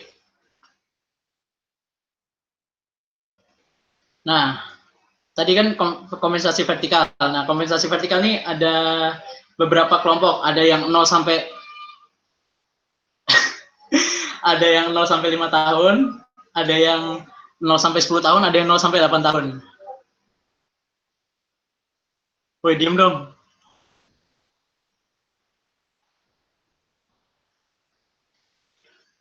Nah, yang 0 sampai 5 tahun itu apa? 0 sampai 5 tahun ini usaha umum lah. Apa usaha-usaha badan yang umum. Nah, kalau yang 0 sampai 8 tahun ini usaha perkebunan tanaman keras dan pertambangan di daerah non terpencil. perkebunan tanaman keras apa? Maksudnya perkebunan tanaman keras ini yang apa? Tanaman yang menghasilkan buahnya tuh lama gitu loh. Contohnya kayak kopi. Gitu. Jadi nggak cepet gitu. Gimana ya ngomongnya? Kopi kan lama kan? Iya. Nah, gitu. Tahu lah. Dari panen gitu nggak sih, Lam? Kenapa? Sama sawit. Oh ya, sawit. Kenapa? Putus. Aduh. Kenapa deh? Jadi dia ngetek aja. Jadiin. Kenapa deh? Pokoknya yang nggak cepet panennya gitu. Nah iya, pokoknya yang lama panennya. Nah, tanaman keras nih yang 0 sampai 8 sama 0 sampai 10 nih intinya tanaman keras sama pertambangan, tapi bedanya tuh satu di non daerah terpencil, satu di daerah terpencil nih. Di daerah terpencil paling lama 10 tahun, non daerah paling lama 8 tahun. Nah, gitu. Itu vertikal gitu. Kalau contohnya masuk ke sini deh kalau mau contoh. Oh iya, terus vertikal ini ngitungnya bukan dari tahun dia rugi ya, mulai dari tahun berikutnya. Jadi misalkan dia rugi tahun 2010. Nah, dia mulainya dari 2011, 12, 13, 14, 15. Nah, jadi sampai 2015 gitu. Nih, contohnya vertikal. Nah, ini misalkan nih. Dia tahun 2009 kan rugi 1,2. Nah, nanti tahun 2010 ada laba, berarti kan nanti kerugiannya jadi sisa 1. Terus ini 2011 ada rugi, berarti nggak ada apa-apain. 2012 ada nihil, nggak ada apa-apain juga. Terus 2013 dia untung lagi 100, berarti sisa 900 kan. 10, 11, 12, 13, 14. Nah, terus nanti di tahun 2015 800 lagi, berarti sisa 100. Nah, sisa 100 kan. Dari sampai tadi 2014. Nah, tapi di tahun 2015 sama 16 tadi yang 100 tadi udah nggak bisa lagi soalnya udah habis masa 5 tahunnya kan. Berarti kan hitungnya dari 2010, 11, 12, 13, 14 kan. Nah, karena 2014 udah nggak boleh, berarti 2014 ini buat ngekompensasiin si kerugian tahun 2011 nih yang 300 nih. Kan 2011 berarti bolehnya dari tahun 2012, 13, 14, 15, 16 kan. Nah, karena rugi 300 berarti ini 2015 untung 200, sisa ruginya 100. Nah, 2016 untungnya 400, berarti nanti nutup di tahun 2016. Itu. Kompensasi vertikal, itu sih intinya sih. Gampang lah itu intinya, perhatiin waktunya aja. Di sini intinya perhatiin waktu dah. Nah, gitu. Ada pertanyaan kompensasi vertikal?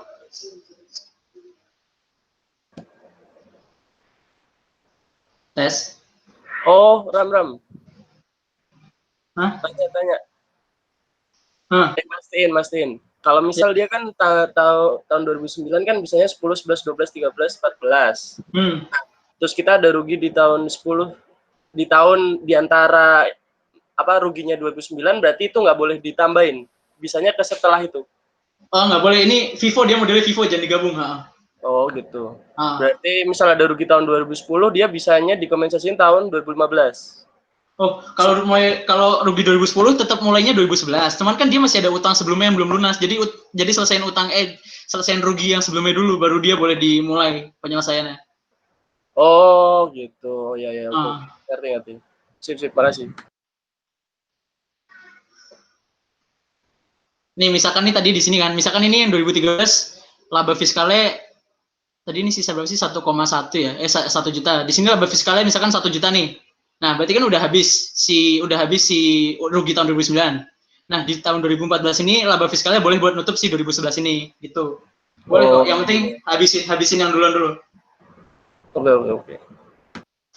Terus dibayarnya tuh sebesar laba fiskalnya ya, bukan diakumulasin selama 5 tahun dipertahunin jadi sama jumlahnya gitu ya, tapi tergantung laba fiskalnya. Maksudnya apa? Kan misal utangnya 1.200.000. Nah, itu misalkan 2010 laba fiskalnya 200, 2011 300. Berarti ditutupnya tuh sebesar profitnya saat itu atau dibagiin selama 5 tahun? Sama jumlahnya. Anyone? Si. Maksudnya misalkan tahun 2010 untung 200. Nah. Jadi dia tuh bayar si kerugian fiskalnya sebesar laba fiskalnya atau dibagiin selama 5 tahun? Sebesar laba fiskal, sebesar laba fiskal. Oke, thank you.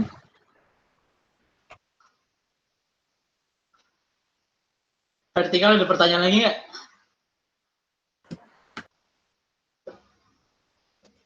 Jadi selama kerugiannya belum lunas itu kita nggak bayar pajak dong? Gitu kah? Enggak, karena dia ini kan apa namanya? Kan tadi balik lagi ke sini nih. Nih, kalau ininya, ini kan tadi berarti dia tahun 2009 negatif kan? Iya. Misalkan ini posisi kita tahun 2010 nih, misalkan 2010 tadi kan penghasilan fiskalnya berarti dia 200 kan? Set. Nah, tapi kompensasi yang dikompensasi kerugian dia langsung semuanya buat nutupin kerugian tahun sebelumnya. Jadi nanti PHKP-nya 0. Oh, oke.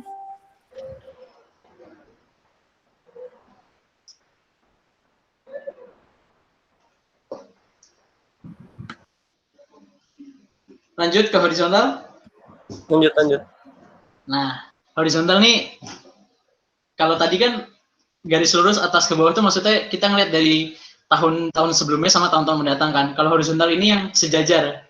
Artinya sejajar apa? Artinya di kondisi sekarang tapi ada di usaha yang lain gitu loh. Nggak Mbak analoginya kayak kondisi saat ini lah intinya ini kalau horizontal ngomonginnya nggak bahas masa lalu masa depan, pokoknya ini ngomongin kondisi sekarang dari semua jenis usaha yang kita punya, jadi sama rata gitu di kondisi tahun ini. Nah, apa aja yang dikompensasi itu? Pertama, yang usaha final sama BOP. Nah, terus yang kedua itu kerugian yang diterima dari luar negeri. Rugi dalam negeri tadi boleh dikompensasi, tapi rugi di luar negeri itu nggak boleh. Kalau keuntungan boleh lah, jelas lah. Boleh dimasukin. Nah, perhitungannya tuh di sini contohnya. Nah, ini kan di tahun 2019, artinya kondisi saat ini 2019 nih. Nah, toko sembako sama toko bangunan itu dua sumber usaha kita. Nah, berarti kan itu kayak apa ya? Apa sih ngomongnya? Ya yang setara sama kita tuh di tahun 2019 tuh dari mana aja sih pendapatannya? Dari toko sembako sama toko bahan bangunan. Nah, misalkan nih tadi nih udah kan toko sembako untung 0,8. Tapi toko bahan bangunan rugi 0,2. Nah, tadi kan di sini dibilang rugi dalam negeri boleh dikompensasi, tapi rugi luar negeri nggak boleh. Berarti 0,2 boleh dikurangi 0,8 jadi 0,6 gitu. Lanjut ke contoh 2. Contoh 2 ini, nah ini contoh 2 nih pekerjaan bebas kan, biasa. Apotek ada untung, dua-duanya untung nih, tapi yang apotek dikenakan PP 23 atau penghasilan final. Nah, final kan tadi nggak boleh, berarti ya udah langsung aja 1,3, bukan ditambah. Gitu. Terus ini, nah ini, tadi kan penghasilan dalam negeri segini, terus ada rugi dari luar negeri segini. Nah, tadi ngikutin yang ini, rugi luar negeri nggak boleh dikompensasi, jadinya langsung sama kayak sebelumnya. Sama kayak ini, jadi nggak diperhitungin, langsung dimasukin aja. Nah, sekarang kalau kebalikannya, kalau luar negeri yang untung, dalam negeri yang rugi. Kalau ini boleh justru. Jadi si dalam negeri ngurangin si luar negeri jadi 0,5. Gitu.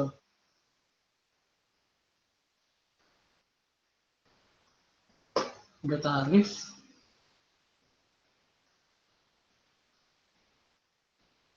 Ini sama. Udah kompensasi itu aja sih. Horizontal tuh dari semua cabang usaha, jadi semua sumber usaha, semua sumber pendapatan kita di tahun ini. Kalau kompensasi vertikal ngeliatin dari tahun-tahun sebelumnya sama tahun-tahun ke depan gimana, gitu. Ada pertanyaan horizontal vertikal?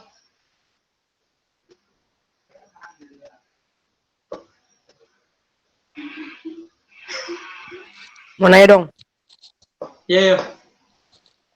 Aku masih nggak ngerti. Sebenarnya horizontal dan vertikal tuh pilihan gitu. Jadi kalau kita pilih vertikal, kita nggak boleh horizontal, atau kalau horizontal terus ada kerugian, kita bisa vertikalin, atau gimana? Iya benar. Ini dua-duanya. Boleh dipakai langsung. Oh, oke. Tapi belum nemu soal yang pakai dua-duanya sih. Boleh deh dua-duanya. Ram. Iya, Hah? benar. Yang berarti sama aja bisa jadi nih. Kita kan kalau kompensasi vertikal kan misal 5 tahun, ya kan? Berarti kita di perhitungan vertikal tuh, tapi kalau usaha kita lebih dari 1, sama aja ngitung vertikal sama horizontalnya. Gitu kan maksudnya? Ulang gimana? Kalau yang maksudnya FH itu kan kalau vertikal itu kan 0 sampai 5 tahun kan misal. 5 tahun. Nah, misal di tahun ini kita ada ngitung si kompensasi vertikal. Terus tapi usaha kita lebih dari 1, berarti juga ngitung si kompensasi horizontalnya. Gitu. Iya benar. Soalnya kan salah. Soalnya kan yang kita hitung itu dari sini nih, penghasilan fiskal. Ini kan udah digabung dari semua usaha nih. Ini kan semua usaha tadi kan beda-beda di sini kan. Iya. Nah, di sini tuh udah gabungan di sini. Berarti secara nggak langsung kompensasi horizontal juga kalau vertikal mau kompensasi horizontal juga harus, karena dia usahanya lebih dari 1 dari si penghasilan komersial ini nih. Nah, ini. Oke.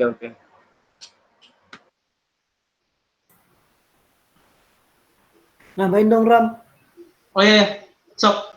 Jadi itu apa sih tadi kompensasi horizontal tuh terjadi ketika wajib pajak badan tuh punya lebih dari 1 usaha. Nah, di situ baru terjadi kompensasi horizontal. Nah, jadi apakah bisa horizontal sama fiskal secara bersamaan? Tentu bisa kalau badannya itu punya lebih dari 1 usaha dan usahanya itu berjalan secara terus-menerus gitu. Kalau dia cuma punya 1 usaha, ya buat apa ada kompensasi horizontal gitu. Jadi maksud dari 0 sampai 5 tahun, sampai 8 tahun, sampai 10 tahun, itu maksudnya waktu yang bisa dapat dikompensasi gitu. Jadi misalnya kita di tahun 2009 tadi kan rugi 1,2 M. Nah, 1,2 M itu kan kerugian tersebut bisa dikompensasi sampai 5 tahun maksimal ya. Maksimal 10 tahun ya. Nah, macam-macam ya ngikutin. Tapi kalau secara umum kan sampai 5 tahun. Jadi kalau sudah sampai 2015, kalau sudah sampai 5 tahun, berarti nanti kerugiannya kalau misalnya masih ada sisa kerugian di tahun 2016 nggak bisa dikurangin lagi. Bisa dikurangin kalau misalnya di pertengahan tahun 5 tahun itu ada kerugian, nah nanti ya lihat di soal tadi deh. Lihat PPT tadi, Ram. Gimana? Lihat PPT tadi. Oh, PPT. Kalau tadi 2009 kan kerugiannya 1,2 M ya. Jadi 1,2 M ini dapat dikompensasi sampai tahun 2014. Nah, nanti buat tahun 2015 ini misalnya untung ya. Nah, misalnya untungnya 500 juta. Jadi dia bisa dikompensasi dengan kerugian, tapi bukan kerugian yang tahun 2009, tapi dia dikompensasi dengan kerugian di tahun 2011 gitu. Mantap. Maksudnya jadi gitu deh. Jadi kenapa ada sampai 5 tahun, sampai 8 tahun, sampai 10 tahun. Ini nih nilai 5, 8, 10 itu nilai adalah nilai, bukan nilai sih, angka batas waktu di mana kompensasi kerugian itu bisa dikompensasi. Oke, lanjut, Ram.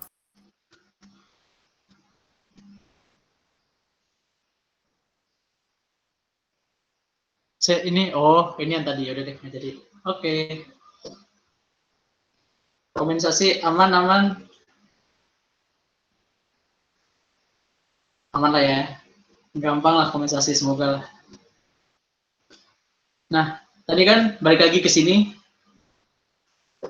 Habis dapat kompensasi kan kita dapat PHKP. Nah, dari PHKP ke PPh terutang ini kita dikenain sama tarif. Nah, tarif PPh badan ini ada 2. Kalau mau enak sih dibagi 2 dulu.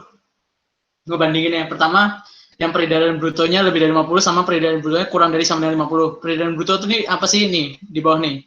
Total penghasilan dari dalam negeri maupun luar negeri dikurangi sama retur dan potongan. Atau bahasa itunya omset lah, omset.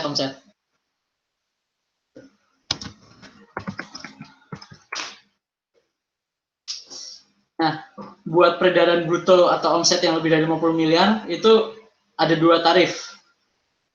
Yang pertama, dia 25%, yang kedua dia 20%. Nah, kalau yang 25% ini untuk WPDN dan BUT. Nah, kalau yang 20% ini untuk perseroan terbuka. Perusahaan terbuka apa perseroan terbuka ya? Ya pokoknya TBK gitulah. Dengan memenuhi 4 syarat ini. Misalnya teori lah. Nah, jadi kalau dia peredaran brutonya lebih dari 50 miliar, ada dua tarif kan, 20, 25 sama 20. Nah, sekarang ke peredaran bruto yang kurang dari 50 miliar. Nah, ini maksudnya tarifnya nih dikali sama ini ya, dikali sama si PKP ya. Jadi PPH terutang sama dengan PKP dikali tarif.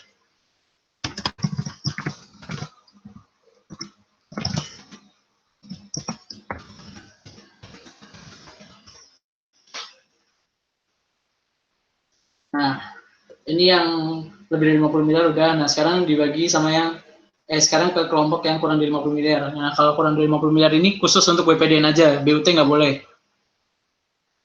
Nah, dia ini kena pasal PPH 31E ayat 1.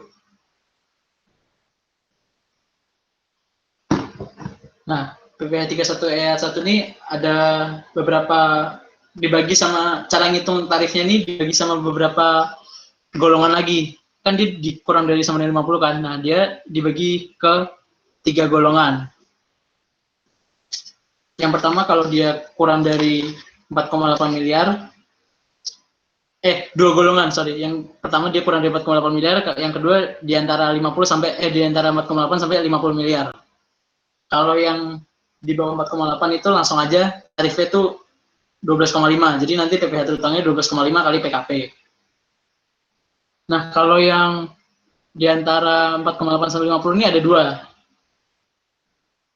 Yang pertama tuh intinya tuh 4,8 sampai 50 ini fasilitas tambah non fasilitas. Nah, fasilitas ini apa? Cara nyari yang fasilitas ini gimana? Pertama, tarifnya itu 12 sama kayak yang pertama ini. Cuman PKP harus ini nih 4,8 dikali PKP per peredaran bruto. Nah, baru nanti ini tetap lagi kembali ke rumus ini, PKP dikali sama tarif. Berarti nanti ini dikali sama tarif si ini, 12,5. Nah, itu yang fasilitas. Habis itu ditambah sama yang non fasilitas. Non fasilitas gimana? Tarifnya 2 kali lipat. Terus PKP-nya juga selisih antara PKP ini, PKP yang di sini sama PKP di sini, pakai PKP yang kena fasilitas. Kan ada selisihnya kan, nggak mungkin semua PKP kena fasilitas kan. Nah, jadi ini PKP nggak kena fasilitas. Gitu. Tetap rumusnya PPH terutangnya jadinya gini. Kalau yang ini berarti PPH terutangnya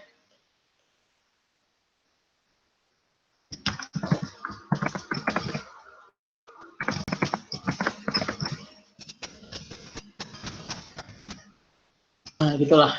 Fasilitas tambah non fasilitas.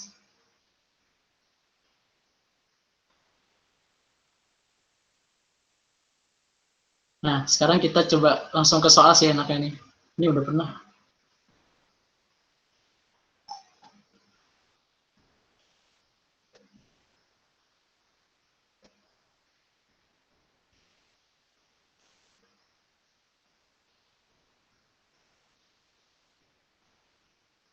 Nah, ini coba nih.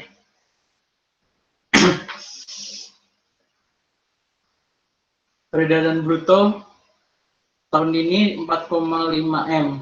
Nah, berarti dia di bawah 4,8 kan. PKP-nya 500 juta. Nah, berarti kan langsung auto aja kalau di bawah 4,8 tadi 12,5 kan. Dia kena yang ini, apa namanya? Kena yang 31E. Nah, berarti kan tinggal 500 dikali sama 12,5. Ya ini 12,5 kan. Langsung dapat ini gitu. Terus ada yang coba contoh yang kedua. Contoh yang kedua ini peredaran brutonya 30. Nah, 30 ini berarti posisinya di mana? Posisinya ada di sini kan? Ini di sini. Nah, berarti dia kena tarifnya itu ada dua, fasilitas plus non fasilitas. Terus PKP-nya 3 miliar. Nah, habis itu kalau kita udah tahu kelompoknya, berarti kita langsung hitung fasilitasnya berapa sama non fasilitas berapa. Pertama hitung fasilitasnya dulu, berarti 4,8 dibagi sama peredaran bruto dikali sama ini 3 miliar ini PKP-nya. Jadi 4,8 dikali sama PKP dibagi sama peredaran bruto. Dapat 480 juta. Juta ya? Iya, juta. Nah, nanti kalau udah tahu yang fasilitas, yang non fasilitas gampang tinggal PKP dikurangi sama fasilitas, dapat ini, terus nanti dikali sama tarifnya di akhir. 12,5 dikali sama yang fasilitas, 25% dikali sama yang non fasilitas, dapat dua-duanya baru ditambah. Gitu contohnya. Itu contoh dari 31E. Kalau yang contoh 17 gampang sih, tinggal dikali tarif sama kayak yang ini, sama kayak yang 31E di bawah 4,8 M. Tinggal tarif kali sama PKP. Gitu buat dapetin PPh terutang. Ya udah gitu. Ada pertanyaan?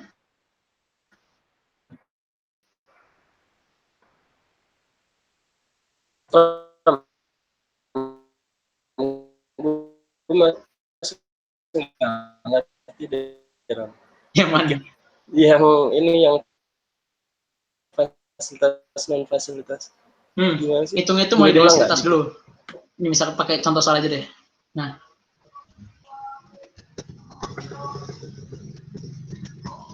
Misalkan kita mau ngitung yang fasilitas ya dari soal ini ya.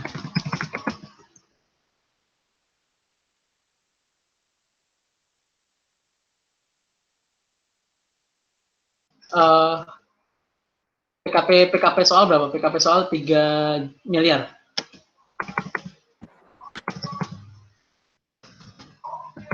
Dibagi sama peredaran brutonya tadi 30 ya? Iya 30.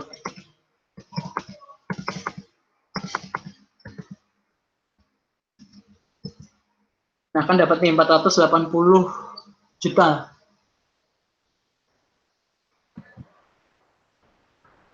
Ya 480 juta kan? Nah, habis dapat yang non fasilitas, habis dapat yang fasilitas, cari yang non. Caranya tinggal 3M. 3M ini PKP dikurangi sama ini fasilitas. Nah, dapat deh. Terus nanti habis itu cari PPh terutangnya tinggal ditarifin. Sama dengan 12,5% dikali sama ini.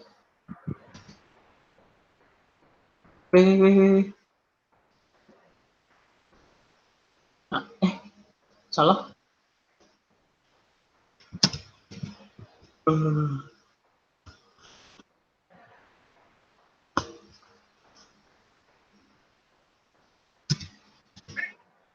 Ya, itu terus sama dengan 25% dikali sama si non. Tinggal dijumlah. Ya. Dapat 690. Itu. Sip. Makasih.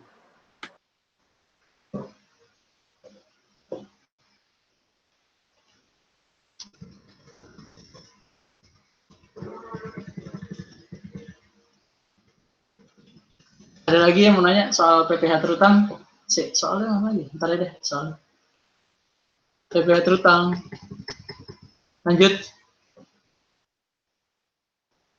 Lanjut apa maghrib dulu nih? Gue mau cabut, sholat dulu gue. Lanjut aja kalau mau. Ya, sabep. Kalau mau berhenti dulu ya udah. Berhenti aja dulu orang menghormati. Ya udah. Masih banyak sih, Ram? 6 lebih 5 gitu. Oh ya. Tapi banyak yang belum azan juga, cuy. Belum, tempatku belum. Masih habis ini Bapak Param? Ini tinggal kredit pajak. Atau dilanjut dulu aja? Bebas. Lanjut dulu aja deh. Dilanjut dulu aja nggak apa-apa lah. Kalau tinggal itu. Yaudah.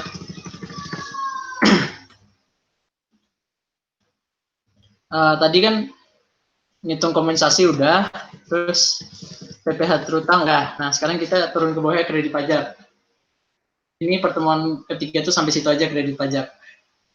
Nah kredit pajak buat badan nih apa aja sih? Ada ini, sebenarnya ada 3 ini aja, soalnya PPh 25 ini nanti di bawah setelah kredit pajak dia. PPh 22 udah tahu, PPh 23 udah tahu. Nah ini di sini mau fokusnya ke PPh 24 aja, penghasilan dari luar negeri aja. PPh 23 ini yang dividen bunga yang ada 15 sama 2,5. Kalau yang PPh 22 ini yang banyak. Nah terus ini ada yang nggak boleh dikreditkan lah. Sekarang ke PPh 24. PPh 24 ini teorinya nih. Ini teorinya bisa dibaca, ntar terus ini perhitungannya aja yang penting.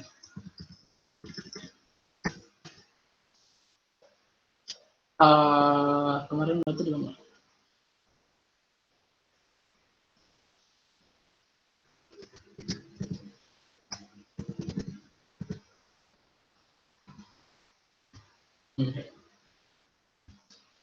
Nah, kan kita misalkan, oh ini aja deh, sorry.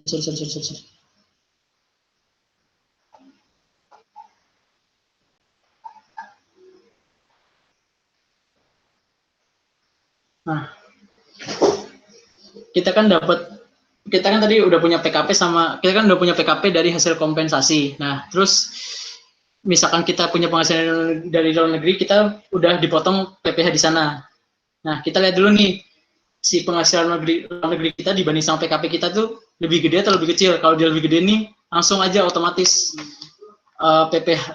kredit pajaknya maksimal sebesar PPh terutang. Nah, tapi kalau dia penghasilan luar negerinya lebih kecil daripada si PKP, nah dia diambil yang paling kecil. Dia ambil yang paling kecil dari mana? Dari 3 ini. Jumlah menurut P3B kalau ada, terus jumlah PPh luar negeri yang udah dipotong, sama rumus ini. PPh luar negeri dibagi PKP dikali PPh terutang. Langsung masuk ke ilustrasi aja. Nih, misalkan dia si PT ini punya penghasilan 3 ini ya. Di negara X, negara Y, negara Z. Negara X, PH netonya 1 miliar. Di negara Y, PH netonya 3 miliar. Udah dipotong PPh segini, potong segini. Nah, di negara Z, dia rugi 2,5. Ruginya nih masuk nggak ke penghitungan PH neto?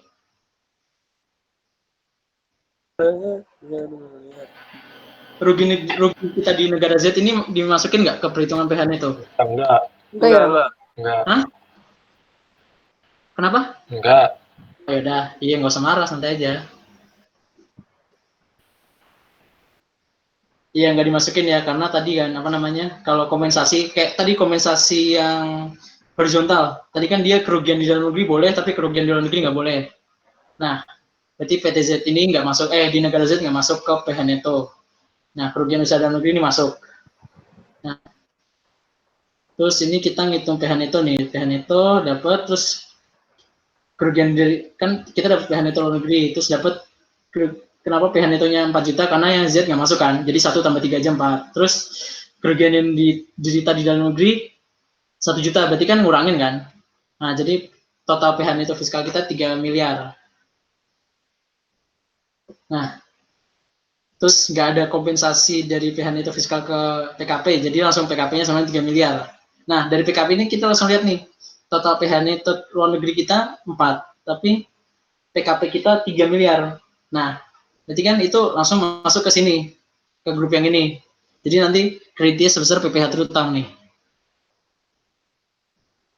Mana sih tadi?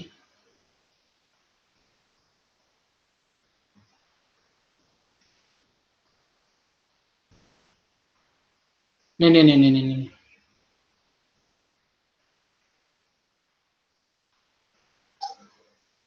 Kan dari 3 juta ini kan kita dapat PPh terutangnya 750, dapat dari ini 25%. 25% kali 300, 3 juta.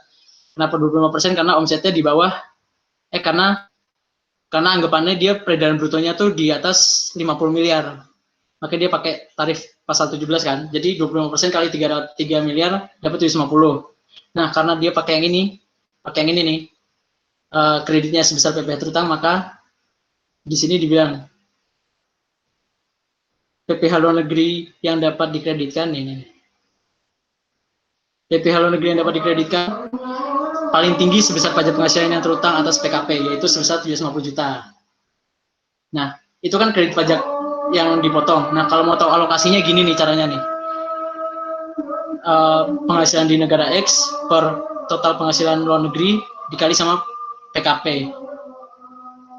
PPh terutang, sorry, PKP. PPh terutang. Jadi tadi misalkan di negara X kan 1, tapi total PPh neto dari luar negeri 4. Berarti 1/4 kali PPh terutang gitu. Sama kayak negara Y tadi 3/4 berarti. Nah, gitu. Itu contoh yang apa namanya? Yang yang dia PH neto luar negerinya lebih besar daripada si PKP. Yoi PKP. Nah, sekarang coba ini udah pada maghrib belum? Mau ngerjain soal ini bareng atau enggak? Atau ntar aja? Atau enggak usah? Serius nih. Nggak usah. Bebas sih. Bebas. Mau kerja sendiri aja. Materinya masih banyak nggak? Udah habis, tinggal latihan soal paling. Latihan soal, ya udah coba 1 Ram. Iya, boleh deh. Ya udah deh. Nanggung. Kita coba kerjain ini bareng-bareng ya. Hah? Enggak, weh. Coba, kan kita dapat PH neto negeri berapa nih? 500.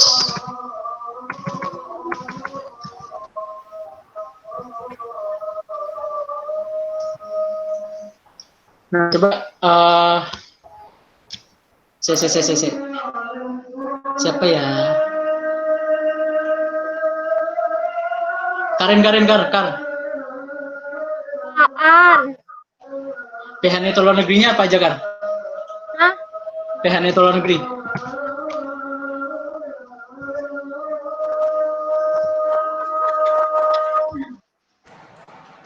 Bentar.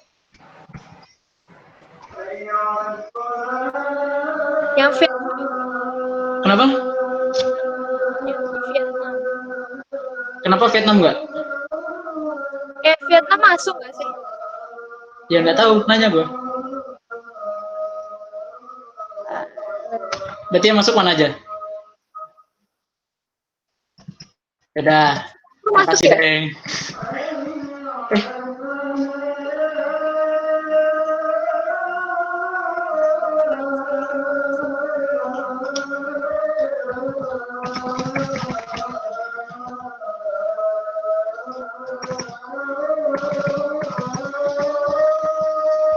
Yang Vietnam kenapa nggak masuk, kan? Yang Malaysia. Karena dia rugi, jadi ngapain? Oke. Kalau itu misalkan dia ruginya di dalam negeri, masuk nggak? Masuk. Masuk kan? Oh, nggak tahu. Ya aku nanya. Oh ya, masuk.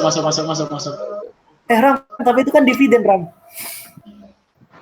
Loh, dividen bukannya kalau dari luar negeri juga tetap itu? Kalau dihitung ya? Oh iya.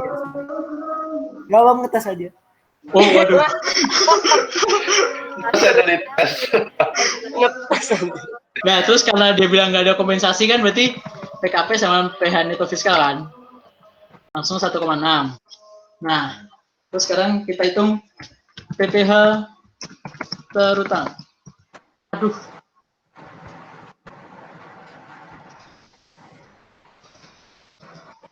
Nah, PPh terutangnya pakai pasal berapa nih? 17. Iya. 31E. Ya, 31E. Karena omsetnya 15 miliar. Di bawah 50 miliar. Yoi, cakep. Nah, berarti kan ini karena dia di antara 4,8 sama 50, berarti dia fasilitas non fasil. Yang fasilitas gimana rumusnya? Berarti kan ini rumusnya itu tadi PKP 4,8 M 4,8 kurangi PKP dikali PKP-nya berapa? PKP-nya 1,6 per peredaran bruto kan? 11. Nah, itu 512. Nah, non fasilnya gampang, tinggal ini kurang ini. Ini nolnya kurang ya? Ini kurang nih.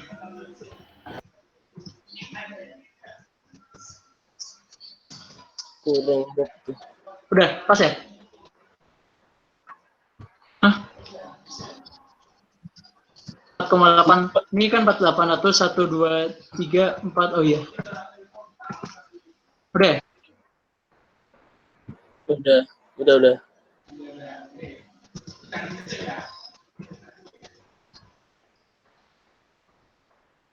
Ya udah. Nah, habis ini kita kali sama tarif. Tarifnya dari si fasilitas sama si non-fasil. Tarifnya fasilitas berapa tadi? 12,5% dikali sama ini. 12. Sama ini berarti 25% dikali sama si ini. Berarti total PPh terutang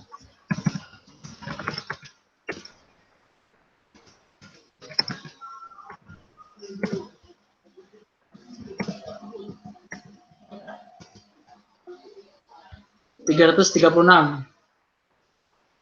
Nah, sekarang kita ngitung kredit 24. Kredit 24 gimana? Coba lihat pertama kan, lihat dulu penghasilan netonya dia lebih besar atau lebih tinggi daripada si PKP-nya. Kurang apa sih? Lebih kecil. Kalau lebih kecil kan, kalau lebih kecil berarti pakai yang ini kan, yang 3 ini kan, 3 metode ini kan. Nah, kita lihat pertama si kalau jumlah menurut P3B nggak ada ya udah biarin aja. Terus jumlah PPh LN nih, kita berarti cuma ada dua kan, Singapura sama si Vietnam. Nah, dia udah dipotong berapa? Kalau di Singapura dia udah dipotong 20 juta.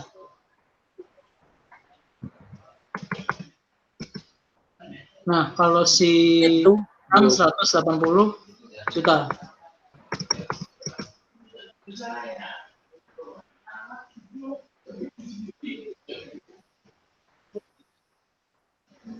Pas kok. Nah, sekarang kalau pakai rumus ini gimana? Ini berdasarkan PPh LN potong. Nah, sekarang kalau pakai rumus, ini rumus 200. Jadi PH LN-nya Singapura gimana ngitungnya? Jadi kan 200 sama dengan 200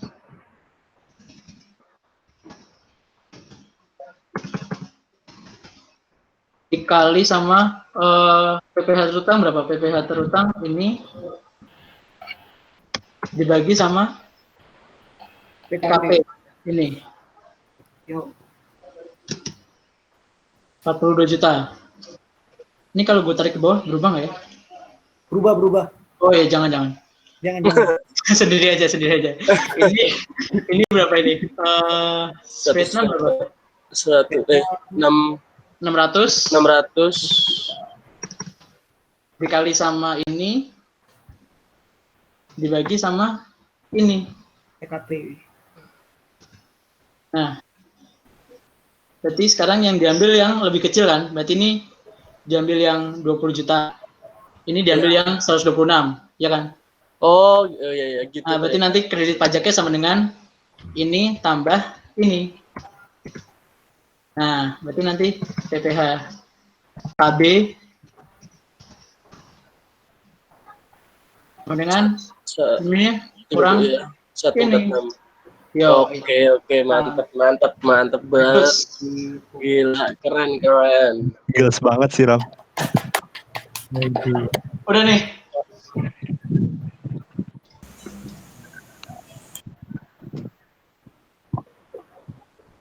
Iya, tapi itu nanti barengan sama yang non deductible aja deh, jadi satu paket gitu ya.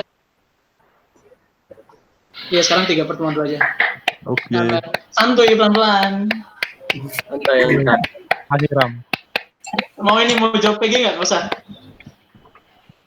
Ya udah. Jangan jujur kan. Mentornya lagi semangat, nggak usah. Udah.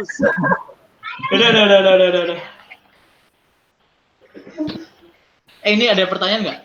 Saya belum buka Google Meet. Aman, Ram. Oh udah jawab. Oke, thank you. Udah, ada pertanyaan nggak? Terakhir PPh 24. PPh terutang, PPh 24, kredit 24, PPh terutang. Oh sama ini misalkan nih kayak di contoh soal tadi, nggak usah share screen dah. Pokoknya di contoh soal tadi, soal di modul kan dia nggak dikasih peredaran brutonya. Nah kalau gitu asumsiin aja lah itu peredaran brutonya lebih dari 50, tapi nggak tahu sih.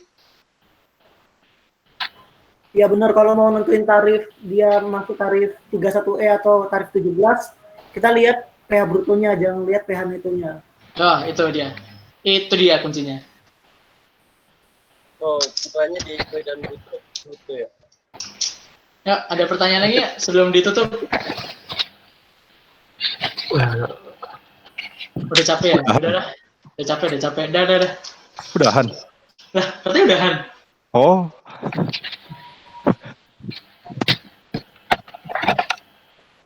Ntar pertemuan terakhir.